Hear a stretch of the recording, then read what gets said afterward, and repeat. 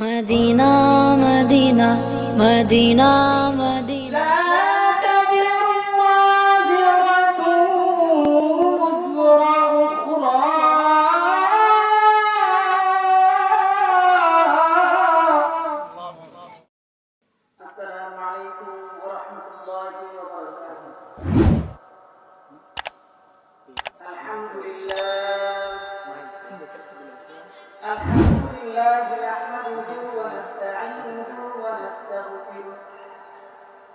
ونؤمن به ونتوكل عليه ونعوذ بالله من شرور أنفسنا ومن سيئات أعمالنا من يهد الله فلا مضل له ومن يضلله فلا هادي له ونشهد أن لا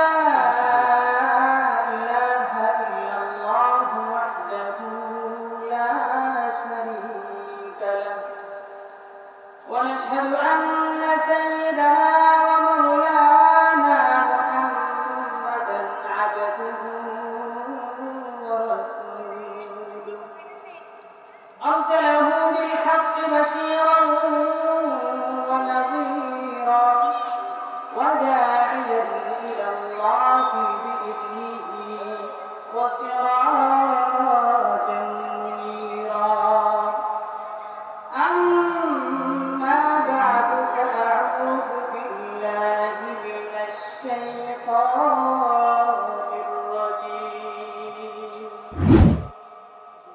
وما خلقت الجن والإنس إلا ليعبدون صدق الله مولانا العظيم الحمد لله মহান রব্ব কারীমের কাছে লাখো কোটি শুকরিয়া আদায় করি যে মহান রব্ব কারীম আমাদেরকে আল্লাহ পাক রব্বুল আলামিন তার হাবিবের মধ্যে যে বলেছেন যেটা দুনিয়ার মধ্যে জান্নাতের বাগান সেই বাগানে আমাকে আপনাকে আসার তৌফিক দিয়েছেন সেই জন্য সেই মহান রব্বে কারীমের দরবারে অন্তরে অন্তঃস্থল থেকে বলি আলহামদুলিল্লাহ এবং আবারও আল্লাহ পাকের কাছে শুকরিয়া আদায় করি যে আল্লাহ পাক রব্বুল আলামিন আমাকে এবং আপনাদেরকে এলাকা থেকে যাচাই বাছাই করে মায়া মহাব্বত করে ভালোবেসে আল্লাহ পাক রব্বুল আলামিন জান্নাতের পরিবেশে আমাদেরকে আসার তৌফিক দিয়েছেন সেই জন্য আবারও বলি আলহামদুলিল্লাহ। মুহতারাম হাজিরিন,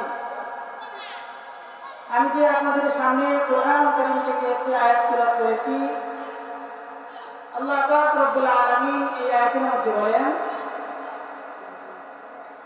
ওয়ামা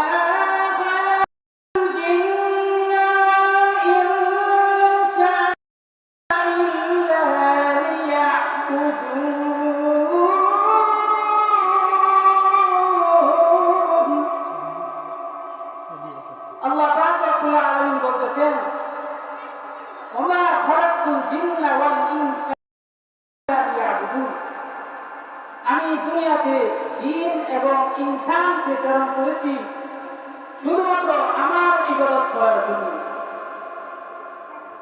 আমাদেরকে আল্লাহ পাক রব্বুল আলামিন দুনিয়াতে পাঠাইছেন আল্লাহ তাআলার ইবাদত করার জন্য, কিন্তু আল্লাহ পাক রব্বুল আলামিন আমাদের প্রতিটা সেকেন্ডে, প্রতিটা মিনিটে, প্রতিটা ঘন্টার হিসাব অবশ্যই একদিন আল্লাহ পাক রব্বুল আলামিন নেবেন। আল্লাহ পাক রব্বুল আলামিন বলেন তুমি তোমার জীবনটা কোন কাজে ব্যয় করেছ সেটা আল্লাহ পাক রব্বুল আলামিনের দরবারে জবাবদিহিতা করতে হবে। আমার জীবনটা কোন কাজে ব্যয় করেছি তা আল্লাহ পাক রব্বুল আলামিনের দরবারে জবাবদিহিতা করতে হবে। আমি দুনিয়াতে যত ধন সম্পদ উপার্জন করেছি তা হারাম কাজে উপার্জন করেছি নাকি হারাম ভাবে উপার্জন করেছি তা আল্লাহ তাআলার কাছে জবাবদিহিতা করতে হবে। আমি দুনিয়াতে যত ধন সম্পদ খরচ করেছি তা হালাল কাজে খরচ করেছি নাকি হারাম কাজে খরচ করেছি তা আল্লাহ তাআলার কাছে জবাবদিহিতা করতে হবে। আমি দুনিয়াতে আল্লাহর হুকুম নবীর তরিকা যতটুকু জানতে পেরেছি তা আমল করেছি কিনা তা আল্লাহ তাআলার দরবারে অবশ্যই জবাবদিহিতা করতে হবে।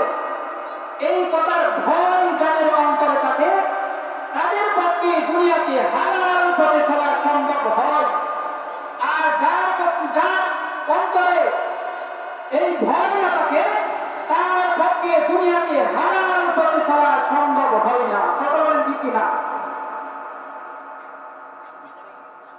আল্লাহ পাক রব্বুল আলামিন আমাদেরকে দুনিয়া পাঠাইছেন আল্লাহর ইবাদত করার জন্য। তো আল্লাহ বলেন প্রতিটা সেকেন্ডের হিসাব নেবে। আমি দুনিয়াতে কি করেছি তা আল্লাহর কাছে জবাবদিহিতা করতে হবে। এখন আমরা দুনিয়ার লোক ব্যবসায় আমরা দুনিয়ার মনে করে গেছি। দেখা যাবে এক সময় একটা নেকির কারণে আল্লাহ তাআলার কাছে আল্লাহ তাআলা যখন আমাদেরকে জবাব চাইবেন একটা নেকির কারণে ওই হাসরের মধ্যে আমাদের ভিক্ষা করতে হবে। দুনিয়ার ভিক্ষুক মানুষের কাছে ভিক্ষা করলে মানুষ তাকে ভিক্ষা দেয়, কিন্তু হাসরের ময়দানে আল্লাহ না করুক যদি আমি আর আপনি যদি ভিক্ষা করতে হয় একটা নেকির জন্য, তখন আপনার সন্তান দিবে না, আপনার স্ত্রী আপনাকে নেকি দিবে না, আপনার প্রতিবেশী আপনাকে একটা নেকি দিবে না। তাদেরকে যখন বলবেন তারা বলবে যে তোমাকে যদি দিয়ে দেন তাহলে আমার হিসাবের সময় কি হবে, বরং সে অস্বীকার করবে যে না তুমি আমার ভাগ্যের হতে পারো। হাদিস শরীফে রাসূল করিম সাল্লাল্লাহু আলাইহি সাল্লাম বলেছেন যে হাসরের মাঠে তিনটা অবস্থা হবে সবচেয়ে বেশি ভয়াবহ। কয়টা অবস্থা? তিনটা অবস্থা হবে সবচেয়ে বেশি ভয়াবহ।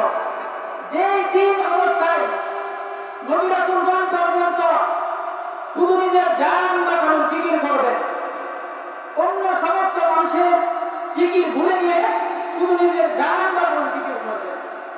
শুধুমাত্র মুহাম্মদুর রাসূলুল্লাহ সাল্লাল্লাহু আলাইহি ওয়াসাল্লাম এই তিন বিপদের সময় আল্লাহ তাআলার কাছে বলবেন আল্লাহ আমার উম্মতকে বাঁচাও, আল্লাহ আমার উম্মতকে বাঁচাও।